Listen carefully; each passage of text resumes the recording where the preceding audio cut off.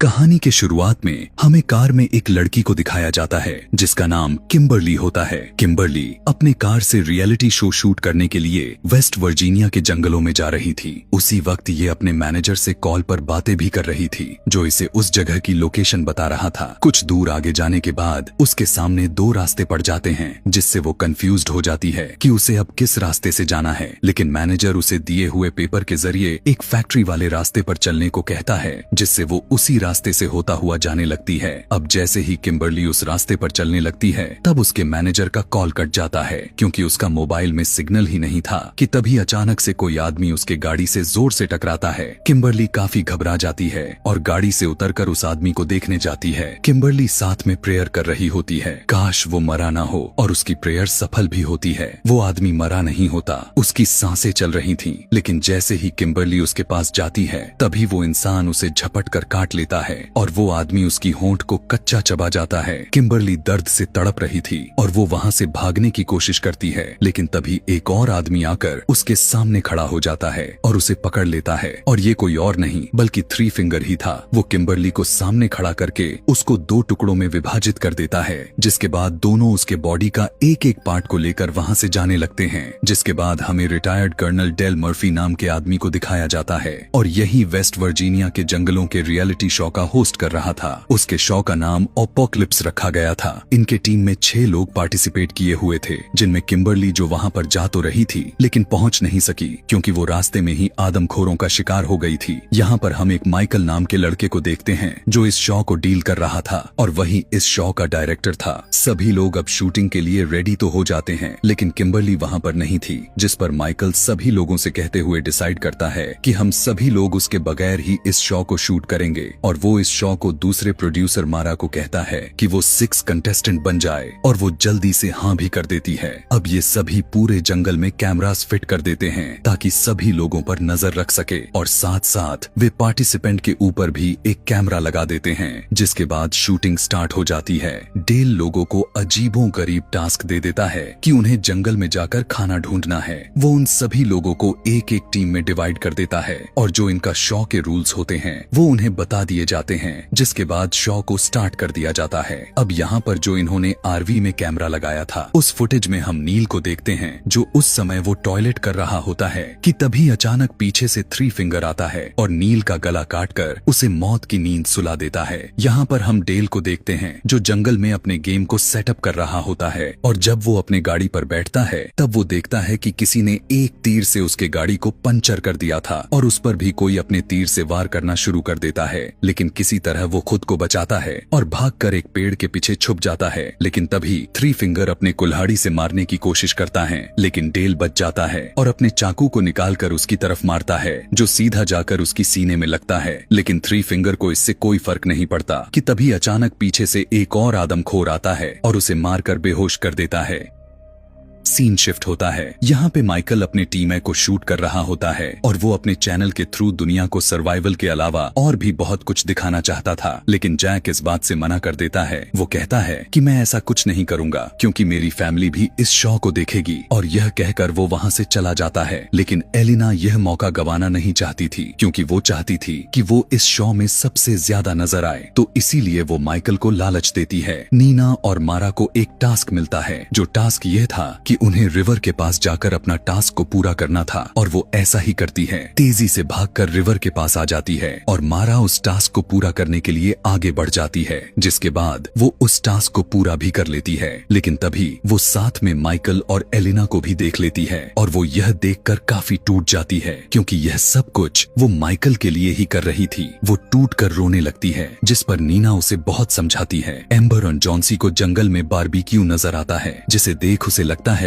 कि यही उनका टास्क है। जिसके बाद दोनों उसे उठाकर वहाँ से लेकर जाते हैं, मगर अब नीना उस जगह को छोड़ना चाहती थी। तभी रास्ते में उसे एक घर नजर आती है। कॉल करने के लिए वो घर के अंदर चली जाती है। उस घर में कुछ अजीब लोगों के पिक्चर्स भी नजर आते हैं, जिसमें टोटल 4 लोग थे, जिनमें माता पिता और बहन भाई थे जो कि देखने में काफी खतरनाक लग रहे थे। अभी ये दोनों उस पिक्चर्स को देख रही थीं कि तभी वहाँ पर कोई चिल्लाते हुए अंदर आ जाता है और वो 2 लोगों को देखकर डर जाती हैं क्योंकि वो दोनों माँ और बेटी दिखने में काफी अजीब लग रही थी। माँ प्रेग्नेंट थी इसलिए उसे डिलीवरी पेन हो रहा था। उसकी बेटी अपनी माँ को एक टेबल पर लेटा देती है और वहीं पर एक बच्चे को पैदा करती है। वो बच्चा दिखने में काफी अजीब लग रहा था क्योंकि उसकी माँ ने एक म्यूटेंट बच्चे को पैदा किया था। नीना और मारा उन्हें बहुत ही ध्यान से देख रही थीं कि तभी उसकी बेटी की नजर उन दोनों पर पड़ जाती है और वो उनकी तरफ जाकर झपट पड़ती है, लेकिन ये दोनों उस दरवाजे को बंद कर देती हैं। लेकिन बाहर से उसकी माँ की बेटी दरवाजे को तोड़ रही थी और सारे विंडो भी बंद होती है। वो काफी डर कर घबरा जाती हैं क्योंकि अब उनके पास यहाँ से बचने का कोई रास्ता भी नहीं था। उन्हें कुछ भी समझ में नहीं आ रहा था कि अब क्या करें, लेकिन मजबूरी में उन्हें उन्हीं के टॉयलेट से होता हुआ बाहर आना पड़ जाता है। जिसके बाद दोनों वहाँ से अपने जान को बचाकर तेजी से भागने लगती है, लेकिन उसका फादर उन्हें देख लेता है और उनका पीछा करते हुए एक कुल्हाड़ी फेंकता है जो सीधा जाकर उसके सर पर लग जाती है। नीना यह देखकर वहाँ से डरते हुए भागने लगती है। वो आदमी यानी उस बच्ची की फादर वहाँ पर आकर मारा के सिर से कुल्हाड़ी को निकालता है और नीना का पीछा करने लगता है, लेकिन नीना एक जगह पर छुप जाती है और अपनी जान बचाने की बहुत कोशिश करती है। दूसरी तरफ उस बच्चे की माँ ट्रक लेकर अपने पति को लेने आती है और ट्रक के ऊपर उसने मारा को भी बांध दिया था। वो उसके उंगली को खाकर फेंक देती है और वो उंगली सीधा जाकर नीना के पास गिरती है। नीना यह देखकर अपने आप को बहुत संभालती है और जब वो दोनों वहाँ से चले जाते हैं तब नीना भी वहाँ से भाग जाती है। माइकल वहाँ से निकलकर हावी की तरफ चल जाता है और एलिना को वहीं पर छोड़ देता है। म्यूटेंट ब्रदर छुपकर काफी समय से उन दोनों को देख रहा था कि तभी वहाँ पर उसकी बहन भी आ जाती है और उसे ऐसा करते हुए देखकर जलेश होती है और उसे मारने लगती है। एलिना वहाँ से भागने की कोशिश करती है कि तभी उसकी बहन एक चाकू लेकर उसके पीछे पड़ जाती है। वो अपने चाकू से काफी ज्यादा जख्मी कर देती है और वो उस पर इतना ज्यादा वार करती है कि वो वहीं पर अपना दम तोड़ देती है। अगले सीन में डेल को जब होश आता है तब वो देखता है कि किसी ने उसे उल्टा लटका दिया होता है। थ्री फिंगर उसके सामने खड़ा होकर नील को काटकर अपनी डिनर की तैयारी कर रहा था कि तभी पति पत्नी भी वहाँ पर अपने ट्रक को लेकर आ जाते हैं और वो अपने मारा कि डेड बॉडी को वहाँ पर रखकर चले जाते हैं। अब यहाँ पर थ्री फिंगर डेल को मारने ही वाला था कि तभी डेल उस पर वार करके खुद को आजाद कर लेता है। डेल क्योंकि काफी ताकतवर और बहादुर सोल्जर भी था इसलिए वो थ्री फिंगर से मुकाबला करता है और दोनों आपस में ही लड़ रहे थे। लास्ट में डेल उसकी गन को छीनकर उसे ही उड़ा देता है। यहाँ पर माइकल अपने वैन में आता है और वो अपने सभी कैमरास को चेक करने लगता है, लेकिन तभी अचानक से वैन खुद चलने लगती है। माइकल को लगता है कि शायद नील उस वैन को चला रहा है, लेकिन हम देखते हैं कि उस वैन में दोनों म्यूटेंट पति पत्नी थे जो उस वैन को चला रहे थे। जिसके बाद वो माइकल को पकड़कर उसे बहुत ही बुरी तरह से मारने लगते हैं। दूसरी सीन में जैक एम्बर और जॉन्सी बहुत ही मजे से बारबेक्यू एंजॉय कर रहे थे कि तभी वहाँ पर नीना भी आ जाती है और वो काफी डरी हुई थी। जिसके बाद वो सब कुछ उन लोगों को बता देती है और कहती है कि हमें यहाँ से जितना जल्दी हो सके निकल जाना चाहिए। जॉन्सी को लगता है कि शायद यह भी इस शो का ही एक पार्ट है, इसलिए उसे यह एक्टिंग लग रहा था कि तभी अचानक एम्बर की नजर उस बारबेक्यू पर जाती है जिसे वो काफी समय से खा रहे थे। जब वो सभी देखते हैं कि उसके ऊपर किम्बरली का टैटू बना हुआ है तो वो काफी हताश जाते हैं क्योंकि उन्हें अब पता चल चुका है कि वो सभी अभी तक किम्बरली की टांग को खा रहे थे। ये देखकर सभी वहाँ से भागने लगते हैं। वो दौड़कर अपने वैन की तरफ आते हैं, लेकिन वहाँ पर उन्हें कुछ भी नजर नहीं आता। जिसके बाद वो सभी डिसाइड करते हैं कि अगर हमें अपनी जान बचानी है तो उन्हें पेपर मिल की तरफ भागना होगा। डेल को भी वो घर मिल जाता है और उस घर में उसे मेनार्ड नाम के आदमी मिलता है। मेनार्ड मूवी के फर्स्ट पार्ट में गैस स्टेशन का मालिक होता है। जिसके बाद मेनार्ड वहाँ और इन म्यूटेंट्स के बारे में बताता है। वो उसे बताता है कि ये म्यूटेंट्स इनब्रीडिंग और पेपर मिल से निकलने वाले केमिकल वेस्ट की ही पैदावार हैं। और जैसे ही उसे पता चलता है कि डेल ने उसे मार दिया है तब मेनार्ड डेल पर अटैक कर देता है और उससे कहने लगता है कि थ्री फिंगर मेरा बेटा था। डेल वहाँ पर पड़े एक डायनामाइट को उठाकर मेनार्ड के पीछे लगा देता है जिसे एक बहुत बड़ा ब्लास्ट हो जाता है और उसकी बॉडी तहस नहस हो जाती है। इसके बाद डेल उन सभी म्यूटेंट्स से लड़ने की तैयारी करने लगता है। यहाँ पर ये चारों पेपर मिल को ढूंढ रहे थे कि तभी जंगल से उन्हें किसी के चिल्लाने की आवाजें आती हैं और वो भाई बहन थे और उन सभी को देखकर दोनों उनके पीछे पड़ जाते हैं। नीना इन तीनों को छोड़कर वहाँ से भाग जाती है। वो तीनों उनका मुकाबला करता है। वो सभी उनसे लड़कर उन्हें काफी ज्यादा मारते हैं और वहाँ से भाग जाते हैं। यहाँ पर नीना भागते भागते एक गड्ढे में गिर जाती है। वो बाहर निकलने की बहुत कोशिश करती है, लेकिन वो ऐसा नहीं कर पाती और वहीं पर फंस जाती है। नीना एक सेल्फिश लड़की थी, वो सभी को मुसीबत में छोड़कर भाग जाती थी, लेकिन फिर भी जैक उसे ढूंढने का फैसला करता है। एम्बर और जॉन्सी को कहता है कि तुम दोनों मिल की तरफ चले जाओ, हम दोनों वहीं पर मिलेंगे, और खुद वो नीना को ढूंढने चला जाता है। जिसके बाद नीना की चीख से वो उसे ढूंढ लेता है और उसे बाहर निकालने लगता है, लेकिन उसे बचाते हुए उसके शोल्डर में मोच आ जाती है। जब इन्हें वहाँ पर ट्रक की आवाज सुनाई देती तब वहाँ से भागने लगते हैं। भागते भागते वो एक झरने के पास चले जाते हैं कि तभी वहाँ पर उसकी बहन भी आ जाती है और उन्हें देख लेती है और उन पर गोलियां चलाना शुरू कर देती है। यह देखते हुए दोनों रिवर में ही कूद जाते हैं। एम्बर और जॉन्सी भाग रहे थे कि तभी जॉन्सी एक ट्रैप में फंस जाता है। एम्बर उसे बचाने की कोशिश करती है, लेकिन वो खुद भी उसी ट्रैप में फंस जाती है। जिसके बाद वहाँ पर म्यूटेंट बाप बेटे आ जाते हैं। बच्चे के फादर अपने तीर से दोनों को मारता है, लेकिन उसका बेटा कहता कि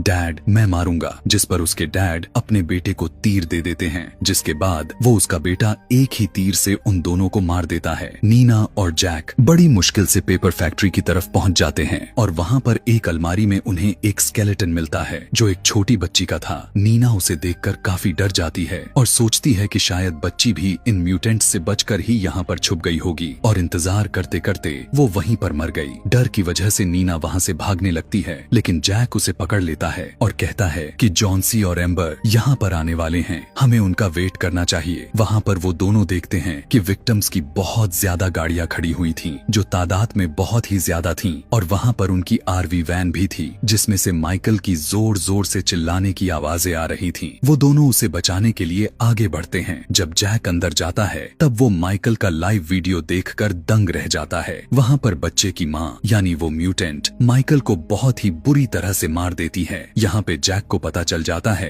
कि यह उनके लिए बिछाया गया ट्रैप है जो इनमें फंस जाते हैं, और वो दोनों उन दोनों को भी पकड़ लेते हैं। नीना जब होश में आती है तब वो देखती है किसी ने उसे डाइनिंग टेबल के साथ बांधा हुआ है और जैक को भी सामने लटकाया हुआ है। कुछ देर के बाद उस फैमिली की डिनर का टाइम होता है। डिनर करने से पहले वे सभी प्रेयर करते हैं। उनका बेटा जबरदस्ती नीना के मुंह में खाना डालने लगता है। यहाँ पर हमें यह पता चलता है कि यह फैक्ट्री ही असल में उनका घर था। माँ एक ग्राइंडर में बचे हुए वेस्ट बॉडी पार्ट को फेंक देती है। वहीं पर डेल भी होता है। यहाँ सब देख रहा होता है। डेल जब बाहर आता है तब उसके मूवमेंट से आवाज पैदा हो जाती है, जिससे उन सभी को पता चल जाता है। आवाज सुनते ही वे सभी उसे ढूंढना शुरू कर देते हैं। जिसके बाद डेल म्यूटेंट ब्रदर और सिस्टर को अपने ट्रैप में फंसा लेता है और उन दोनों को अपने डायनामाइट से उड़ा देता है। जिसके बाद डेल नीना के पास पहुंचकर उसे आजाद कर देता है। उसके बाद वो जैक को भी खोल देता है। तभी वहाँ पर म्यूटेंट पति पत्नी आ जाते हैं और अपने बच्चों को टुकड़ों में हुआ देखकर बौखला जाते हैं और पागल हो जाते हैं। उसका पति डेल के ऊपर कई बार तीर से वार करता है, लेकिन डेल काफी मजबूत इंसान था, इसलिए वो खुद को बहुत संभालता है। उसकी पत्नी भी डेल के गर्दन में चेन फेंकती है जो सीधा जाकर गले को कस लेती है। उसके गर्दन से काफी ज्यादा ब्लीडिंग होने लगती है और मौके पर ही उसकी मौत हो जाती है। नीना बड़ी मुश्किल से उस फैक्ट्री से बाहर आ जाती है, लेकिन गलती से जैक उस ग्राइंडर वाला रूम में चला जाता है। पति पत्नी वहाँ पर पहुंचकर उसे ग्राइंडर में फेंकने की कोशिश करते हैं। नीना को जैक की चिल्लाने की आवाज आती है। वो चीखने लगता है और अब वो उसके हेल्प के लिए जाती है और वो उसके गर्दन पर बाइट करके उसका मांस निकाल लेती है और जैक मारते हुए उसके पति को ग्राइंडर में धकेलने की कोशिश करता है, जिसे उसका एक हाथ कट जाता है कि तभी उसकी पत्नी वहाँ पर आकर उसे बाहर निकाल लेती है कि तभी नीना एक लिवर को खींच देती है, जिससे एक बड़ी सी पेड़ की लकड़ी उनसे टकराता है और उन दोनों को ग्राइंडर में फेंक देता है, जिससे उनका बॉडी के चिथड़े हो जाते हैं। जिसके बाद नीना और जैक एक कार में बैठकर वहाँ से चले जाते हैं। लास्ट सीन में हम देखते हैं कि थ्री फिंगर अभी मरा नहीं होता, वो जिंदा था जो कि डिफॉर्म बच्चे को फीड कर रहा होता है, वो भी मारा के फिंगर से, जो दिखने में काफी अजीब लग रहा था। और इसी के साथ यह कहानी यहीं पर खत्म हो जाती है। Thanks for watching.